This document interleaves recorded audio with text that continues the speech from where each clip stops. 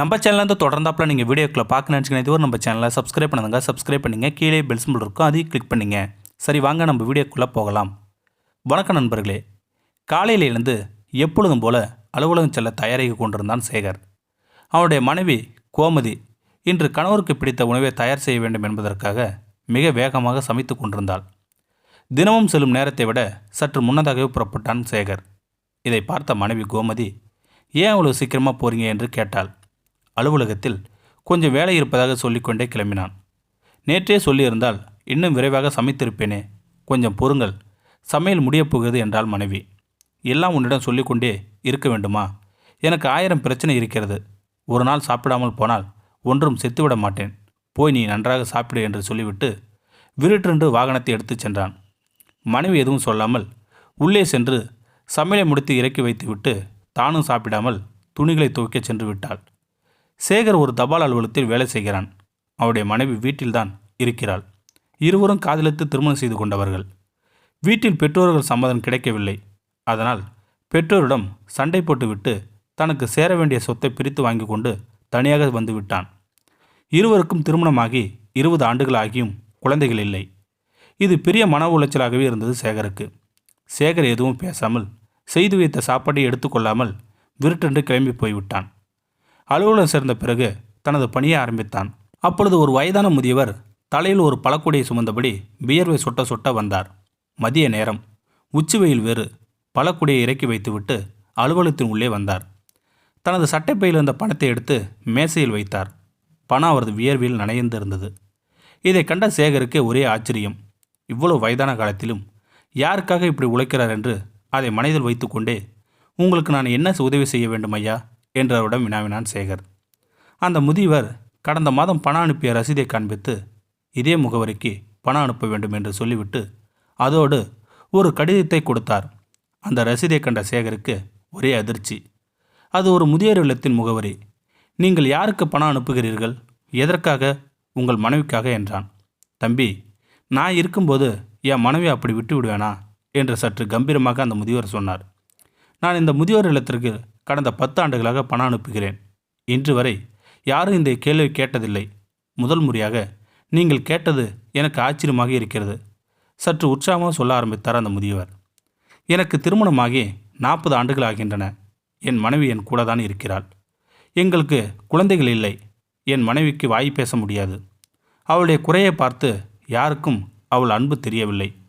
அவளுக்கு எல்லோரும் தன்னிடம் பேச வேண்டும் என்கிற ஆசை இருக்கு. ஆனால் யாரும் பேசதான் மாட்டார்கள். அவளின் தந்தையை மரணத்திற்கு பிறகு உறவுகளை எல்லாம் அவரவர் வேலையை பார்க்க சென்று விட்டனர். திருமண வயது வந்தது. ஆனால் பேச முடியாத காரணத்தால் அவளை திருமணம் செய்ய யாரும் முன் வரவில்லை. பிறகு எங்கள் பெற்றோர்கள் பேசி இருவருக்கும் திருமணம் நடந்தது. பிறகு காலங்கள் கடந்தது. எங்களை பெற்றோர்கள் எல்லாம் இறந்து போய்விட்டார்கள். எங்களுக்கு வயதாகிவிட்டது.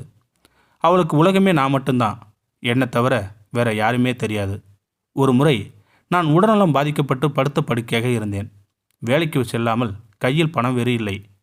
அப்பொழுது மருந்து வாங்க வேண்டும் என்பதற்காக அவள் அம்மா நினைவாக வைத்திருந்த ஒரு தங்க குண்டுமணியை எனக்காக கடையில் விற்று விட்டாள்.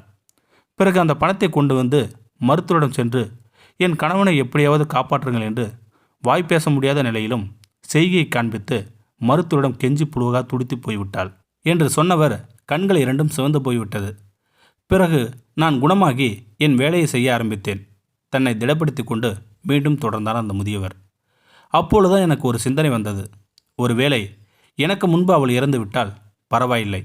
கடைசி வரை அவளை பார்த்து கொண்டே மனநிறைவு இருக்கும். ஆனால் அவளுக்கு முன்பே எனக்கு இறப்பு வந்தால் என் மனைவின் நிலை என்னவாகும் என்று.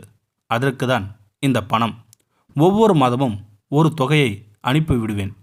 அதில் பாதி அந்த முதியோர் இல்லத்தில் கணவன் இல்லாமல் இருக்கும் மற்றவர்களுக்கு, மீதி பாதி தொகையை என் மனைவிக்காக சேர்த்து வைத்து கொண்டு இருக்கிறேன். அந்த பணத்தோடு ஒரு கடிதமும் கொடுத்தேன் அல்லவா, அதை திறந்து படித்து பாருங்கள் தம்பி என்றார். சேகர் நெஞ்சில் ஒரு உறுத்தல். கைகள் நடுங்கியபடியே கடிதத்தை பிரித்து பார்த்தான். அவன் கண்கள் இரண்டும் கலங்கியபடி இருந்தது. அதில், நானும் என் மனைவியும் நலமாக உள்ளோம். இந்த மாதம் என்னால் இயன்ற தொகையை அனுப்பியுள்ளேன்.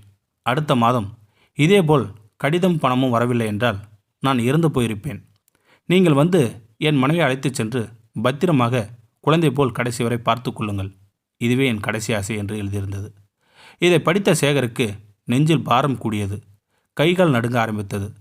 கலங்கிய கண்களோடு அந்த முதியவரை பார்த்தேன். மனைவி மீது இவ்வளோ அன்பு வைத்திருக்கிறீர்கள். உங்களுக்கு ஒரு குழந்தையும் கொஞ்சம் சொத்தும் இருந்திருந்தால் இன்னும் எவ்வளோ நன்றாக இருக்கும். நீங்கள் உங்கள் மனைவிக்காக இவ்வளோ கஷ்டப்பட தேவையில்லையே என்று குரலில் ஒரு நடுக்கத்தோடு சொன்னான் சேகர். இதை கேட்ட முதியவர் சற்று சத்தமாய் சிரித்தார். என் மனைவி நம்பி வந்தது என்னை தான், சொத்தையோ அல்லது பிள்ளையோ அல்ல. அவளுக்காக சுமக்கின்ற அந்த சுமையே ஒரு சுகந்தான் தம்பி என்று சொல்லிக்கொண்டே உச்சி வெயிலில் உற்சாகமாக பழக்கூடிய தலையில் வைத்தபடி ஒரு கையில் பிடித்து கொண்டு நடக்க ஆரம்பித்தார் அந்த முதியவர். சேகரின் கண்கள் கலங்கி நின்ற நீர் பெருதுளியாய் தரையில் விழுந்தது. தரையில் விழுந்தது கண்ணீர் துளி மட்டுமல்ல, அவனின் சுபாவம் கூட. வறுமையில் கணவனை நேசிக்கும் பெண்ணும் முதுமையில் மனைவியை நேசிக்கும் ஆணும்தான் உலகின் ஆகச்சிறந்த காதல் ஜோடிகள். எத்தனையோ ராதைகள் தன் கிருஷ்ணர்களின் கணவர்களின் அன்பிற்காக இன்னும் இயங்கிக் கொண்டுதான் உள்ளார்கள். கொண்டு செல்ல ஒன்றுமில்லை இவ்வுலகில். கொடுத்து சொல்வோம் உண்மையான அன்பை, நாமே உலகம் என வாழ்பவர்களிடம்.